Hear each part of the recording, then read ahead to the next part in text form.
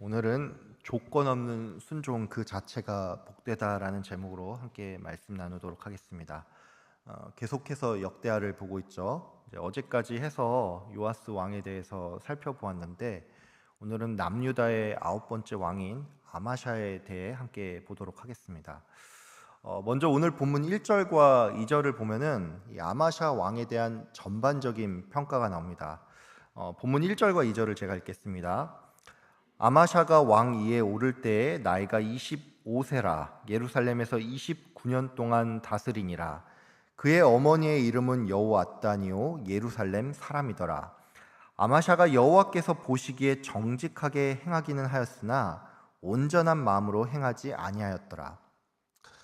아시는 분도 계시겠지만 남유다의 역사는 대략 350년 정도가 되고 또 그 기간 동안 총 20명의 왕이 있었습니다.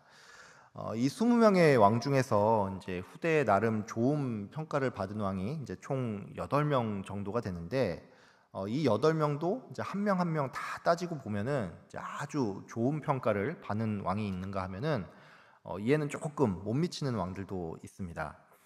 오늘 본문에 나온 아마샤는 이제 이 중에서 후자에 해당이 되는데 이제 쉽게 말해서 나름 잘 하기는 했지만 아쉬운 부분과 부족한 면모가 있다라는 얘기죠. 역대기 저자는 이 아마샤의 행적에 대해서 그가 정직하게 행하기는 했으나 온전한 마음으로 행하지는 않았다라고 평가를 했는데 이것은 아마샤 왕이 겉으로 볼 때는 바른 행동을 했지만 그 내면의 동기까지 봤을 때는 부족한 부분이 많았다는 뜻입니다.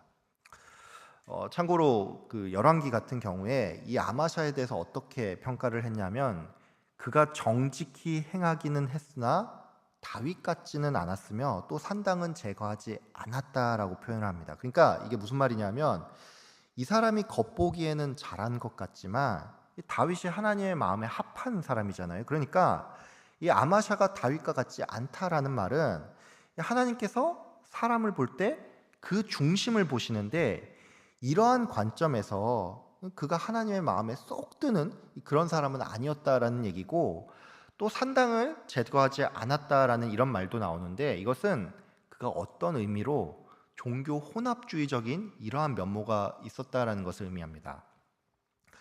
참고로 열왕기에 보면은 이제 각 왕들에 대한 평가로서 산당은 제거하지 않았다 이런 말이 이제 자주 등장을 하는데 이게 대체 뭐가 문제인지 이제 조금 궁금한 분이 있을 수가 있는데 이 산당을 제거하지 않았다라는 것은 이 당시의 백성들이 율법의 표준을 따르지 않고 자기의 편의에 따라서 제사를 이방 종교의 형식으로 드렸다는 얘기입니다.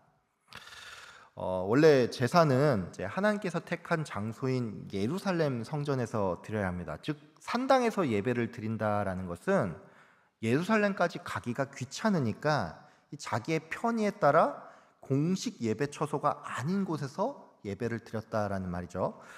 이게 어떤 문제를 낳느냐면 이제 앞서도 설명을 드린 것처럼 율법의 표준을 따르지 않고 이 이방 종교의 잘못된 풍습에 따라 여호와 하나님도 섬기고 이방신도 섬기는 이런 해괴망측한 이상한 예배를 드린다라는 것입니다. 그러니까 산당을 제거하지 않았다라는 말은 이제 1차적으로는 남유다의 종교 혼합주의적인 예배가 성행을 하도록 그가 왕으로서 이제 이것을 방조했다라는 것을 의미하고 이것은 더 나아가서 이 아마샤 개인에게도 이러한 면모가 있었다라는 것을 의미합니다.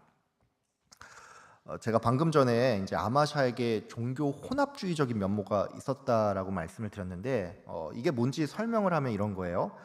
어떤 사람이 하나님을 믿기는 하는데 세상적인 것도 여기에 많이 섞여 있다 보니까 이제 어떤 날에는 나의 경험이나 생각을 더 우선시하고 또 어떤 날에는 오로지 내가 복받고 또 잘 되는 일에만 이 관심이 많은 이런 모습이 그에게 있었다라는 뜻입니다.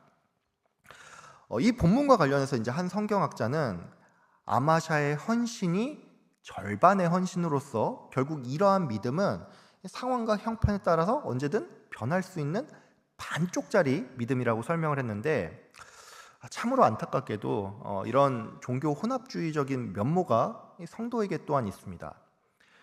예수님을 믿어요. 또 교회도 잘 나오면서 이제 어떤 날에는 이런저런 순종을 하기도 하고, 이제 그래서 겉으로 볼 때는 이제 별 문제가 없어 보였는데, 결국 그 사람의 내면의 동기까지 뜯어보면은 이 모든 것이 굉장히 자기 중심적이라는 것이죠. 오늘 본문의 아마샤 왕도 이 여호와 하나님을 겉으로는 따르긴 했지만 결국 자기 중심적인 사람이라고 할 수가 있는데, 3절과 4절을 보면 그래도 그가 처음에는 나름 잘한 것처럼 보입니다. 아마샤가 어떤 일을 했습니까?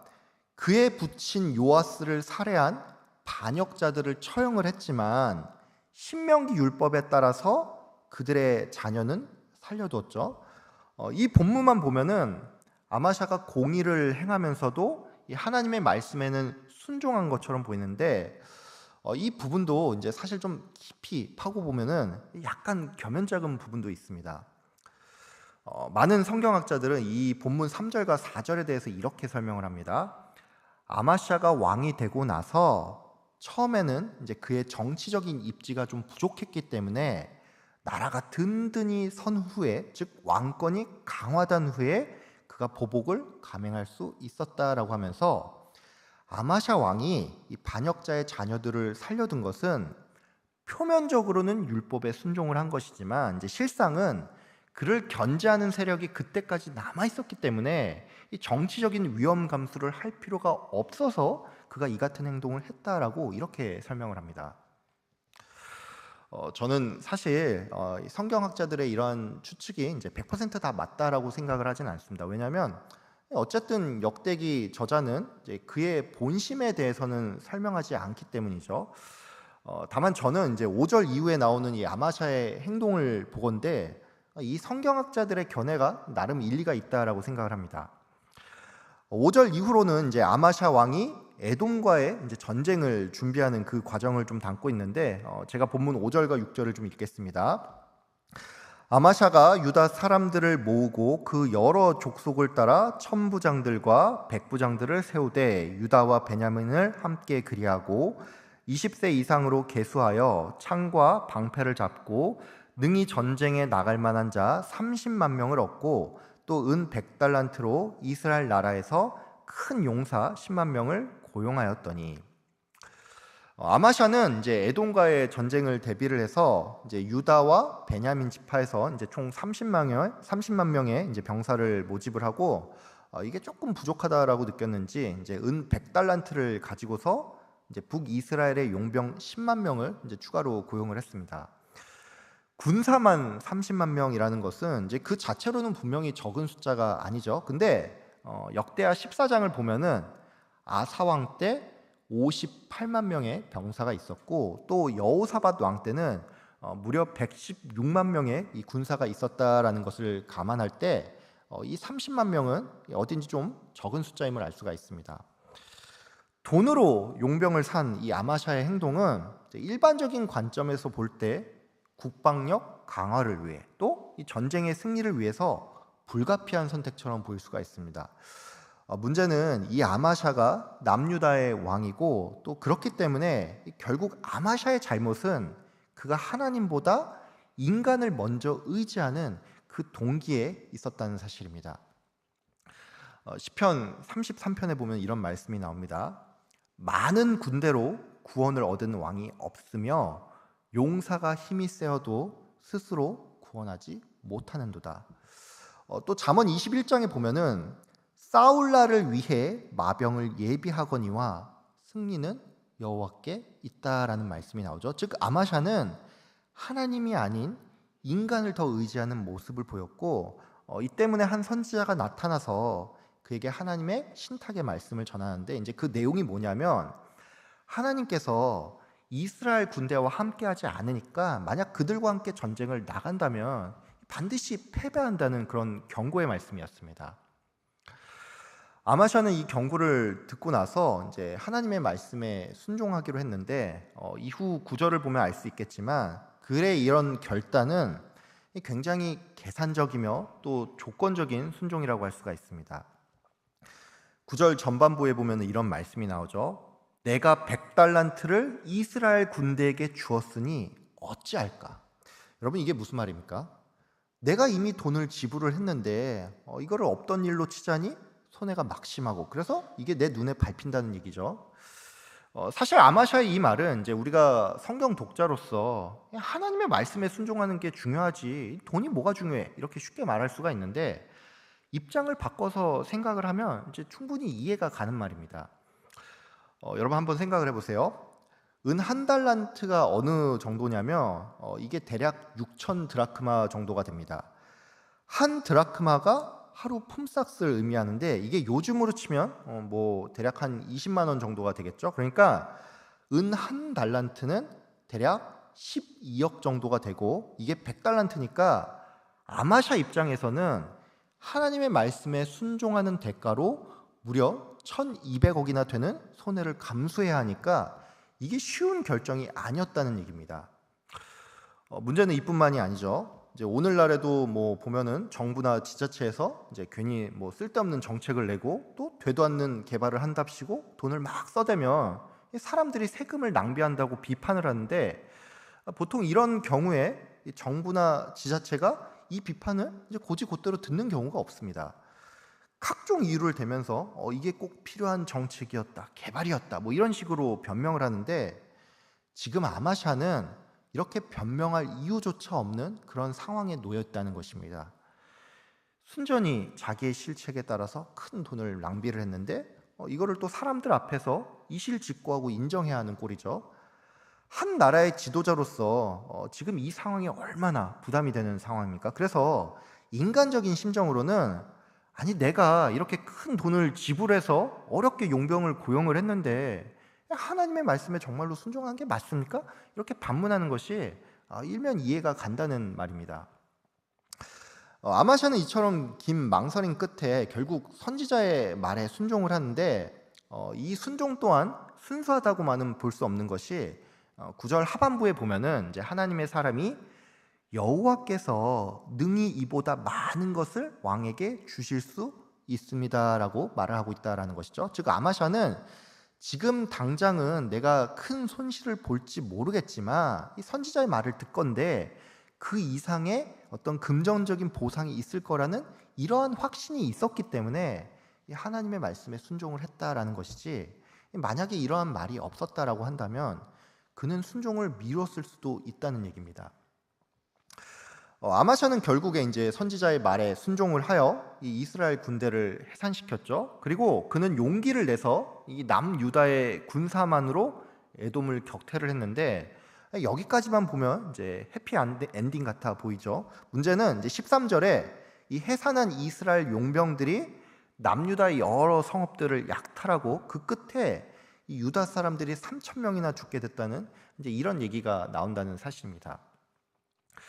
여러분은 이제 이 부분을 보면서 이제 한 가지 의문이 생길 수가 있습니다. 어떤 의문이냐면, 전쟁을 치른다는 것은 그 자체로 위험성이 있죠. 생명을 잃거나 이제 다칠 수 있는 그런 위험이 항상 따르는데, 그렇다면 내가 만약 용병으로 고용돼서 돈은 돈대로 받고 전쟁 치르지 않아도 되니까 그냥 집으로 돌아가세요, 누가 이렇게 말한다면 이거는 솔직히 좋아할 일 아닙니까? 이거 비유하자면 이런 거예요. 이제 어떤 가게 사장님이 이제 알바한테 이제 가불로 한 달치 월급을 먼저 땡겨주고 일하러 나오지 않아도 돼요, 뭐 이런 말을 한다라고 하면 알바 입장에서는 이게 요즘 말로 그냥 이제 먹고 튈 수 있는 그런 상황인 건데, 왜 이스라엘 용병들은 자기들을 그냥 돌려 보내는 것에 심히 분노하고 또 남유다를 약탈했냐는 것입니다. 여러분, 이것은 당시의 용병들이 이제 자기를 고용한 사람들로부터 이제 품삯을 받는 것뿐만이 아니라 전쟁을 치러서 전리품을 챙기고 또 노력을 하는 것으로서 훨씬 더 큰 이익을 얻을 수 있었기 때문입니다. 오늘날은 그렇지가 않죠. 뭐 과거에 우리나라 이제 군대가 이제 이라크에 파병을 한 적이 있는데, 그 파병을 나갔던 사람이 노력을 해서 부자가 되는 건 아니잖아요. 근데 이 당시만 하더라도 이제 이렇게 해서 노력을 해서 큰 부를 얻을 수 있었기 때문에 이들은 이 자신들의 해산에 불만을 품은 채 꽝 대신 닭이라고 이 남유다의 여러 성읍들을 약탈을 하고 사람을 죽이면서 물건을 많이 노력했다라는 것입니다. 방금 전까지 이제 오늘 본문을 이제 한번 쭉 살펴봤는데, 이제 오늘 본문을 통해서 우리가 한 가지 좀 생각해 볼 주제가 있습니다. 그게 뭐냐면, 성도는 이 하나님의 말씀에 순종하는 데 있어서 이 나의 어떤 조건을 따지지 말고, 이게 그냥 하나님의 말씀이니까 그 자체로서 순종해야 한다는 사실입니다. 여러분, 만약에 아마샤 왕이 이 하나님의 말씀에 순종을 할 때 이스라엘 용병에 의해서 이제 여러 성읍이 약탈을 당하고 또 사람이 죽게 될 것을 미리 알았다라고 하면, 그는 과연 하나님의 말씀에 순종할 수 있었을까요? 이거는 사실 뭐 역사적인 가정이니까 그가 어떤 선택을 할지는 우리가 정확히 알 수가 없죠. 아마샤는 어쩌면 이제 에돔과의 전쟁에서 패배를 하는 것보다는 그래도 이게 나으니까 이제 여러 가지 저울질 끝에 하나님의 말씀에 순종을 했을 수도 있습니다. 근데 이처럼 이 하나님의 말씀에 각종 조건을 따져가면서 순종을 하는 것이 그 자체로 옳지 않다는 것입니다. 하나님의 말씀에 순종을 할 때 우리는 일반적인 경우에 복을 받습니다. 근데 뭐 꼭 그런 결과만 나오지는 않죠. 예전에 한 리서치에서 이제 한국 교회 성도들에게 이런 설문조사를 한 적이 있다라고 합니다. 성경 인물 중에 가장 닮고 싶은 사람이 누군지 이제 이거를 남녀 구분해서 이제 조사를 했다라고 하는데, 제가 예전에도 이제 어떤 설교에서 이거를 인용한 적이 있는데, 조사 결과 보통 남자들은 다윗이나 솔로몬 또는 요셉이나 이 다니엘 같은 인물을 가장 많이 뽑았고, 여자들은 에스더가 가장 압도적으로 많았다라고 합니다. 여러분, 이 인물들의 공통점이 뭔지 아십니까? 이 인물들은 세상적으로 볼 때도 소위 성공한 인물이라는 것입니다. 다윗과 솔로몬은 이스라엘이 가장 강성한 시대의 그 왕이었죠. 요셉과 다니엘은 어떻습니까? 뭐 인생이 항상 순탄하지만은 않았지만 그래도 결국 한 나라의 총리까지 올라갔으니까 크게 출세한 인물이라고 할 수가 있죠. 에스더는 어떻습니까? 페르시아라는 대제국의 왕으로서 심지어 예쁘기까지 했죠. 아마도 이제 제 생각에는 이제 많은 여성도분들이 에스더가 예쁘기 때문에 가장 닮고 싶은 인물 이제 1등으로 뽑지 않았을까, 이런 합리적인 의심이 들기는 하지만, 어쨌든 에스더는 세상적으로 볼 때 분명히 잘 나갔던 인물임에는 틀림이 없습니다.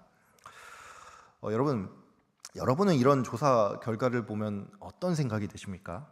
제가 한 가지 장담할 수 있는데, 저는 시대가 변한다라고 해도 이런 결과가 크게 달라지지는 않을 거라고 생각을 합니다. 말하자면 이런 거예요.